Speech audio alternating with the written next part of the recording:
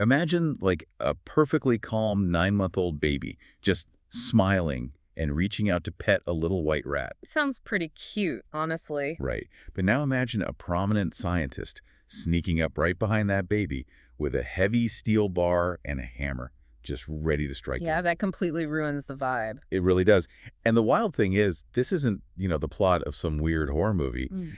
This is actually the foundation of modern behavioral psychology. Oh, absolutely. We are, of course, talking about the 1920 Little Albert experiment. Yeah, exactly. If you've ever even glanced at a psychology syllabus, you have likely heard the basic version of this story.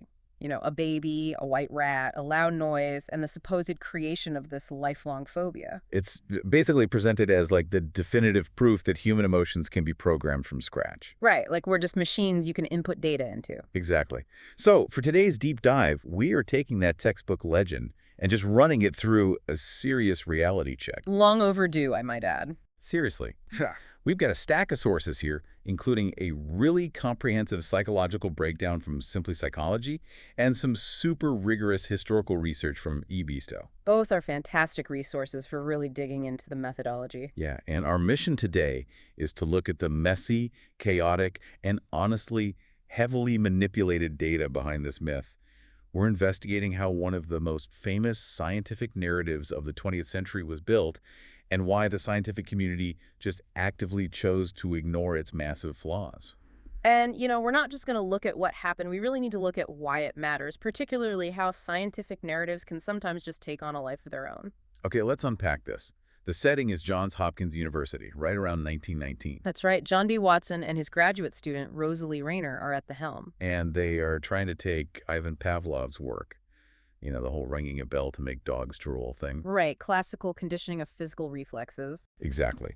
But they wanted to apply that to human emotion. They essentially wanted to prove that fear wasn't some innate, mysterious thing, but just a mechanical response, something that could be learned. And unlearned, theoretically. Right. So to prove that, they needed a baseline. They needed a totally blank slate of a human being. Enter little Albert. Yes. They found this baby at the Harriet Lane Home for Invalid Children. It was this hospital environment, and the infant's mother actually worked there as a wet nurse. Which, as we'll see later, introduces some pretty massive power dynamic issues. Oh, huge issues. And historians still argue about his actual identity today. Some say he was a boy named Albert Barger. Others think he was Douglas Merritt. But for the sake of the experiment, they just dubbed him Little Albert. Right. He was 9 months old, weighed about 21 pounds, and they specifically picked him because, in their own clinical notes, they described him as stolid and unemotional. Which, is an absolute necessity for what they were trying to do. Yeah. Well, yeah, because if you want to prove that you can manufacture fear out of thin air, you have to start with a subject who naturally exhibits zero fear. That makes sense. It's like testing a scary movie on the most unflappable, chill person you know. If you can scare them, you can scare anybody. Exactly. And their unusually calm baseline is exactly why Watson and Rayner felt so confident moving to the next phase. They wanted to intentionally break that calm. And the baseline test they did to prove he was calm is just wild. It's a very bizarre parade of stimuli. It really is. They showed this 9-month-old a white rat, a rabbit, a dog, a live monkey. But a monkey! I know. And they brought out these masks, like some with hair, some without. And at one point, they literally lit newspapers on fire right in front of him. Which, again, 1920 safety standards were, well, not existent. Clearly. But Albert's reaction to all of this, complete indifference. He didn't cry at all. He didn't pull away. He was just curious, right? Yeah, he just reached out, trying to play with the animals and the burning fire. Yeah, nothing scared him. Well, the only thing that provoked any fear response was when they suddenly and violently struck a suspended steel bar with a hammer directly behind his head. Which, to be fair, would terrify anyone. Right. The auditory shock of that massive impact naturally caused him to startle and cry. So they had their baseline. A baby terrified of a loud noise, but completely unafraid of a white rat. Exactly. So 2 months later, Albert is just over 11 months old, and this is when the active conditioning sessions begin. The famous hammer and rat phase. Yeah. They put the white rat in front of him. Albert reaches out to touch it, just like he did before. But the exact millisecond his hand makes contact, bang. They strike the steel bar. Yep, right behind his head. Yeah. Albert jumps violently, and he actually buries his face in the mattress. He didn't cry on that first one, did he? No, not the first time, but the shock was super clear. So they do it a second time. He reaches, they strike the bar, and he whimpers. Because Watson wasn't just, like, scaring a baby here. He was attempting to fundamentally hijack the brain's neurological wiring. Break that down for us a bit. Sure. So in the mechanics of classical conditioning, the rat starts out as the neutral stimulus. It means nothing. The loud noise is the unconditioned stimulus, and Albert's crying is the unconditioned response. Because he doesn't have to learn to be scared of a loud bang. Exactly. But by repeatedly pairing them together, Watson is forcing Albert's nervous system to merge the two events. The rat becomes the conditioned stimulus, triggering the conditioned response, which is fear. So his brain starts treating the rat exactly like it treats the hammer. Spot on. He was making the visual cortex's processing of the rat trigger the exact same amygdala panic response. And it happened really fast. Yeah. They only did 2 pairings in that first session. A week later, they did 5 more. So just 7 pairings total. Yeah, and by the end of that second session, it worked. Just seeing the rat with absolutely no noise present at all caused Albert to cry and crawl away so fast he almost fell off the edge of the testing table. It's incredibly dramatic. And, there's a really fascinating specific detail in the methodology here. The wooden blocks, right. Yes. Between these intense, terrifying trials with the rat, Watson and Rayner would just hand Albert ordinary wooden blocks to play with. And he played with them totally happily, smiling, gurgling, the whole deal. Which is such a crucial control mechanism. Right, because if he had cried when they handed him the blocks, it would mean the whole experiment failed. Exactly. It would just mean they traumatized him so badly that he was terrified of the room or the table or the researchers. But because he happily played with the blocks, it proved the fear wasn't general anxiety. It was hyper-localized to the white rat. And honestly, if the experiment had stopped right there, it would be a very simple, clean story. But Watson and Rayner wanted to know if this manufactured fear would, spread like a virus to other objects. Right. They wanted to test generalization. Which, kind of makes intuitive sense. Okay, say you get severe food poisoning from a tuna roll at a sushi place. Oh, the worst. Right. Your brain doesn't just learn to avoid that one specific piece of tuna. Suddenly, you feel nauseous looking at salmon or smelling seaweed or even just driving past any sushi restaurant. Your brain generalizes the threat to keep you alive. The threat response bleeds into adjacent categories. Exactly. So Watson wanted to see if Albert's fear of the white rat would bleed into other furry or white objects. And this leads to the transfer sessions, which are just bizarre. So bizarre. They eagerly tested him with this huge array of objects. A rabbit, a dog, a seal fur coat, some cotton wool. Watson even shoved his own hair in the kid's face. And the Santa Claus mask. Don't forget the Santa mask. Oh, right, the Santa mask. And their published reports claim that Albert showed distinct fear or avoidance to almost all of them. What's fascinating here is that the concept of generalization is real, but the lines between conditioning and normal startle responses in this specific study were getting incredibly blurry. Totally, because when you actually read the chronological notes from these transfer sessions, the data gets really messy. Oh, very messy. They moved Albert into a new environment, a large, well-lit lecture hall.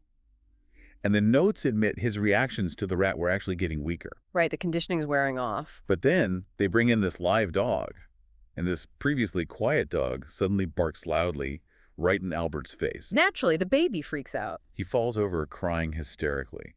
And Watson and Rayner logged this as conditioned generalization.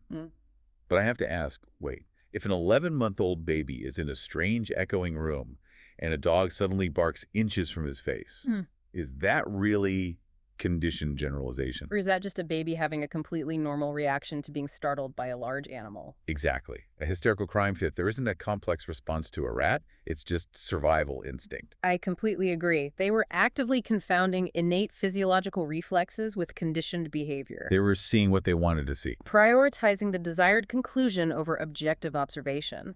And this blurriness leads perfectly into the 1-month follow-up where things get even more contradictory. Yes. So a 31-day follow-up. Albert is over a year old now. And his fear is showing signs of what they call partial extinction. Meaning it was noticeably weaker without the constant reinforcement of the hammer. Right. He isn't instantly bursting into tears at the sight of the animals anymore, but he is showing these new behaviors, like head nodding and shuddering. But the most incredible detail from this whole follow-up is how Albert learned to handle his own anxiety.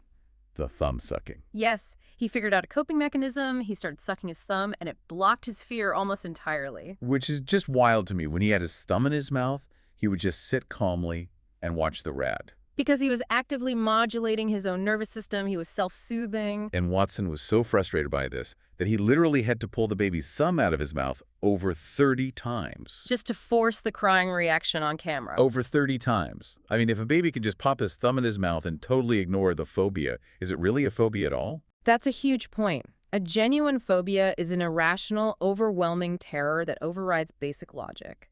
It doesn't just go away because you suck your thumb. Exactly. He seemed to have it completely managed until the adults physically assaulted his coping mechanism. It highlights a massive theoretical flaw. But we also never get to see how Albert would have developed long-term because of the sudden ending. Yeah, right on the day of those final tests, Albert's mother abruptly withdrew him from the hospital. Just packed up and left. And the researchers actually had this whole plan to fix him. They had 4 deconditioning strategies lined up. They were going to try habituation, right? Yeah, repeated exposure to the rat without the noise. They also planned tactile reconditioning, where they'd pair the rat with pleasant touch. And feeding associations, too, giving him food while presenting the rat. And even constructive play. But because his mom pulled him, none of that ever happened. They never got to use him. Which brings us to the massive ethical breaches here. I mean, by today's standards, this entire study is a nightmare. A total nightmare. First, there's no informed consent. It's highly unlikely that a wet nurse in 1920 was fully briefed that her child would be subjected to deliberate psychological harm. Oh, zero chance. Then you have the violation of non-maleficence, the mandate to do no harm. They literally induced severe distress in an infant on purpose. And then they just let him leave. Exactly, a total failure of beneficence. They failed to decondition him, leaving a child with a potential lifelong unresolved trauma. You would think, with ethical violations that glaring, the actual scientific validity of the study would have to be ironclad for people to trust it for 100 years. You would think so, yes. But when modern researchers actually tore this classic study apart, they found the science was just as bad as the ethics. The EBSCO and Simply Psychology critiques are pretty ruthless about this. There are massive theoretical flaws. Let's talk about pseudo-conditioning, because that blew my mind. Right. So was Albert specifically afraid of the rat, or was he just generally sensitized to loud noises? Because if you take any baby and repeatedly smash a hammer against steel right behind their head, You're putting their entire nervous system into a state of hyperarousal. right, that baby is just going to be jumpy and terrified of anything new you shove in their face. It's not a specific conditioned fear of a rat, it's just general terror of a hostile environment. Exactly. And then there's the issue of maturation. Albert went from 11 months to 12 months old during the study. Which is a huge developmental window. It's the exact time infants start gaining mobility. They crawl, they pull themselves up. And evolutionarily, once a baby can move, they naturally start developing survival instincts to fear looming objects or strange animals. Right. So his avoidance might have just been natural maturation, not conditioning at all. Plus, it was an N of 1, a single subject. With no control group. You can't definitively prove anything with one baby. And behaviorism totally reduced Albert to a mindless robot.